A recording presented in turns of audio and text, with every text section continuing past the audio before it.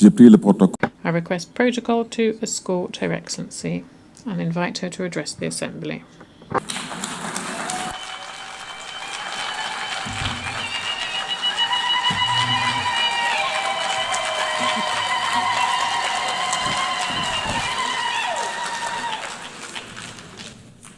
Thank you, Madam President. When the founders of the UN convened 8 years ago, they did so to establish an organization, among others, to save succeeding generations from the scourge of war, to reaffirm faith in fundamental human rights, dignity of human person, and equal rights of men and women, and of nations, large and small, and to lay the groundwork for a durable system that promotes justice and respect for the obligations arising from treaties and international laws. While over the following decades, we have become closer to the brink of war, the United Nations has stood the test of time, from decolonization to promoting the right to self-determination, from conflict prevention and securing peace to the provision of humanitarian assistance. The UN has continued to fulfill its founding mandate under very difficult circumstances. Therefore, the international community must honor the brave men and women who, under the blue flag, have been at the forefront in the securing of world peace. Namibia's journey to independence is one of the UN's most success stories. It was through this very organization that our forebears tirelessly petitioned for the end of apartheid, colonial rule in Namibia, for freedom and independence of our country. At this point, I want to thank the UN family for having held a special session in remembrance of our founding president, Comrade Sam Safishuna Nujoma, when he passed on. Madam President, we know to the ongoing efforts of the UN to ensure that we remain fit for purpose, including the UN 8 initiative. We need an agile United Nations that is inclusive. Respect of the UN Charter and its purpose and principles must be our guiding star for our future endeavors. Madam President, we are meeting against a backdrop of profound global tension. The world is fractured by conflict, displacement, and economic instabilities straining multilateral cooperation and a serious issue for us to reach consensus. A global liquidity crisis threatens to plunge millions of people into poverty and insecurity. For Namibia, those crises are real.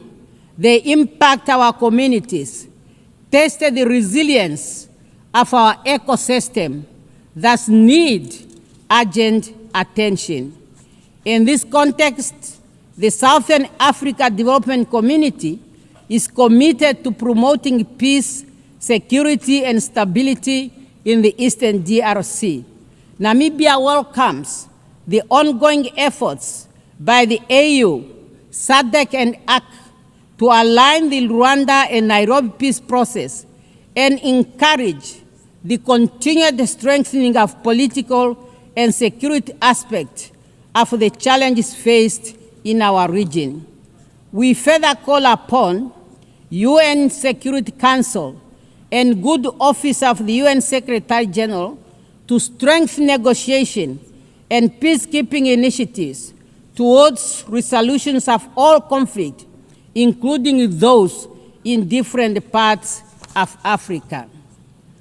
The impasse in the UN security over the question of Western Sahara is an injustice. More than 34 years after the adoption of the Resolution 690 of 1991, the time for the holding of the UN referendum on the right to self-determination for the people of Western Sahara is now. This year marks the 20th anniversary of the Ezuwine Consensus and the Third Declaration, which jointly constitute the common African position on the reform of the UN Security Council.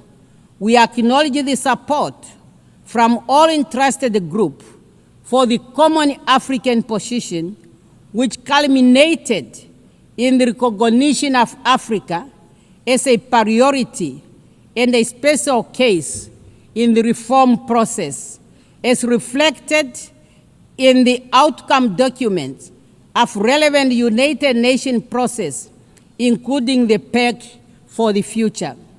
We can no longer delay the urgent call to redress the historical injustice to Africa and address our call for equitable and balanced representation on the Security Council.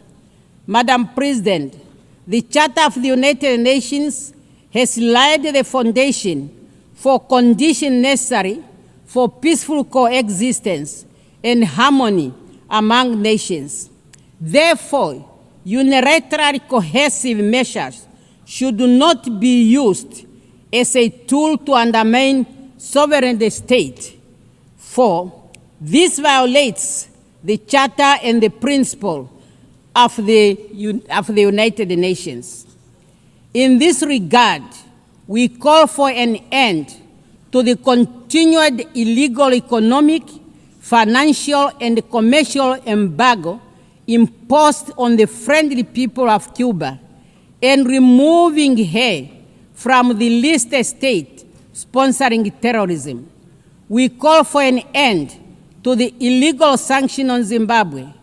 We are also gravely concerned about the emerging threats against Venezuela and call for the removal of sanctions and the threats against that country. Madam President, the UN Commission of Inquiry on the occupied Palestine territory, including Israel, Eastern Jerusalem, has just released its findings that indeed a genocide is being committed against the Palestinian people. Despite the clear provision of the Security Council and General Assembly resolutions and advisory opinion rendered by the international community of justice, the humanitarian situation in Gaza is worsening, and access to humanitarian aid is very limited. A failure to address the crisis in Gaza could become the moral failure that defines this era. We call on the UN Security Council to find consensus and help put an end to the lasting conflict between Israel and Palestine. Madam President, I call for a meaningful reform of the United Nations. Has a call for the meaningful reform of the United Nations has never been more urgent. This reform necessitated democratizing global governance, amplifying marginalized voices, and ensuring international law is not a tool for convenience, but a shield for most vulnerable. As I conclude, I wish to reaffirm Namibia's commitment to the international obligation and the multilateral order.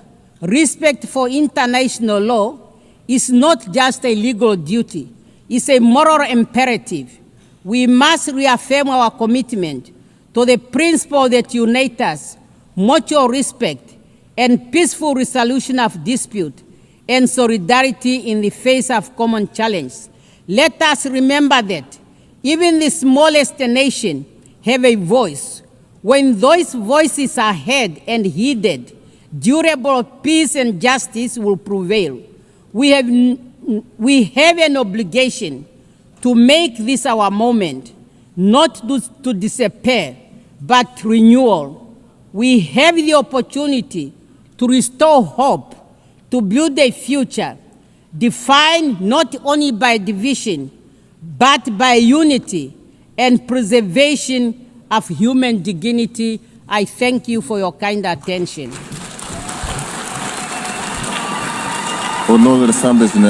On behalf of the Assembly, I wish to thank the President of the Republic of Namibia.